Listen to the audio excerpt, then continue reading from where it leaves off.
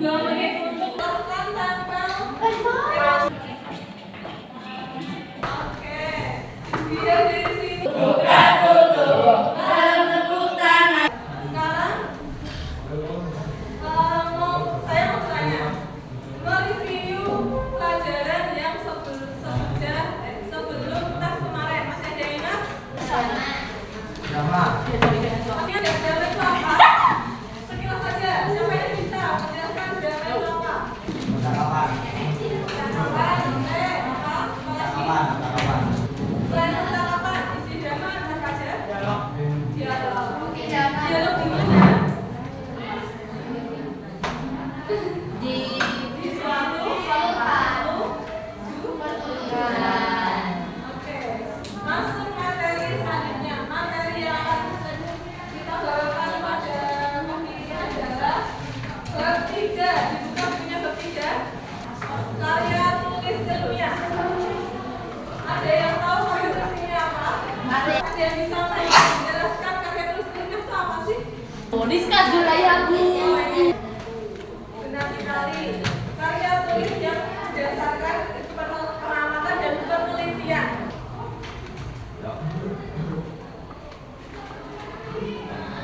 Karya tulis ilmiah adalah suatu tulisan yang melakukan kajian suatu masa baru menggunakan kaidah-kaidah keilmiahan. Manfaatnya apa? Pengembangan pikiran, sarana untuk penyimpanan, mengorganisasi dan mensintesiskan gagasan. Ada yang tahu mensintesiskan gagasan itu apa?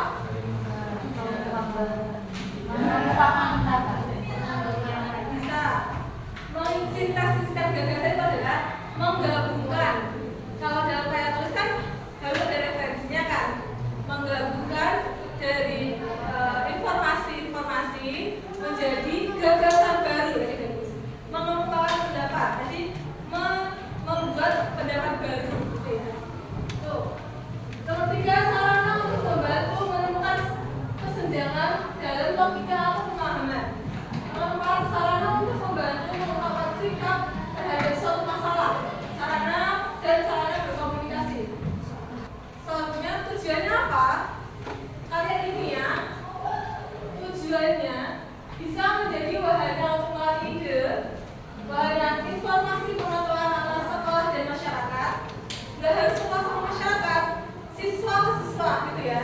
Kalian bikin karya tulis gunanya untuk apa? Saya tanya. Apa? Memberikan apa? Informasi. Ya. Informasi itu akan kalian share ke teman-teman kalian. Jadi karya tulis itu manfaatnya di wahana transformasi pengetahuan. Selanjutnya ciri-cirinya apa saja sih? Kalau dibuka ada ciri-cirinya enggak? Coba dibuka. Kalau ciri-ciri karya ilmiah, sistematis, logis, objektif, faktual. Sistematis artinya tersusun dengan pola baku. Tidak boleh asal-asalan. Ada urutannya, ada metode penelitiannya. Ya. Logis artinya isi dari suatu karya ilmiah dapat dipahami dan dibenarkan oleh logika dan akal sehat.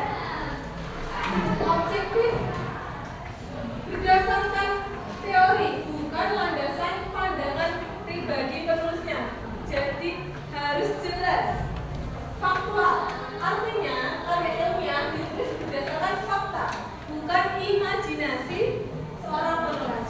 Kalau imajinasi seorang penulis apa? Contohnya novel, betul. Terus apalagi novel, lomba, cerpen itu imajinasi seorang penulis. Jadi bukan dikatakan sebagai apa? Karya tulis. Nah, ini yang paling inti dari karya tulis ilmiah. Ya.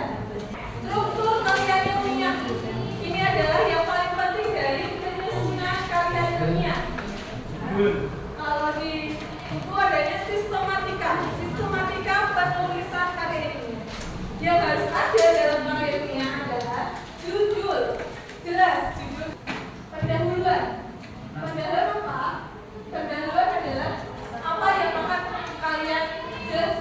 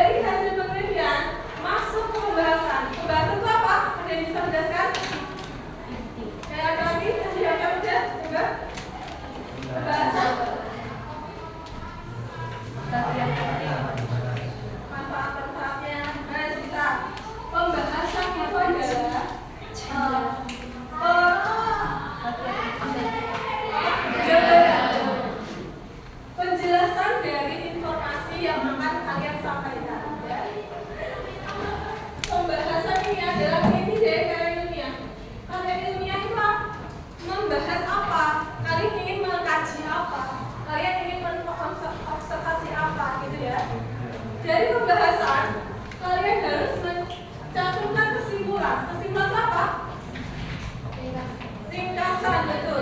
Ringkasan dari apa? Dari kesimpulan dalam karya ilmiah itu bisa berupa ringkasan kecil atau saran, itu juga bisa. Dari kesimpulan itu bisa kalian ambil saran dari pembahasan yang sudah kalian kaji.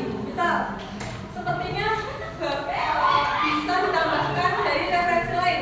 Kalian harus kan kalau kalian tulis referensinya beberapa ya, tidak semua yang kalian kaji ya. Itu nanti bisa kalian kasih saran untuk kedepannya kalian tulis yang akan datang seperti ini. Dan yang terakhir, daftar pustaka. Daftar pustaka ini gunanya apa? Untuk daftar pustaka itu menyajikan daftar apa saja sih yang tadi kalian sumber-sumbernya yang kalian kaji. Di situ nanti berisi apapun yang kalian kutip dari beberapa makalah, beberapa jurnal yang kalian kutip untuk menjadikan karya dari pembelajaran hari ini. Tolong beri ranting ke jawaban kalian. Jawaban kalian dari 1 sampai 5 berapa? 5.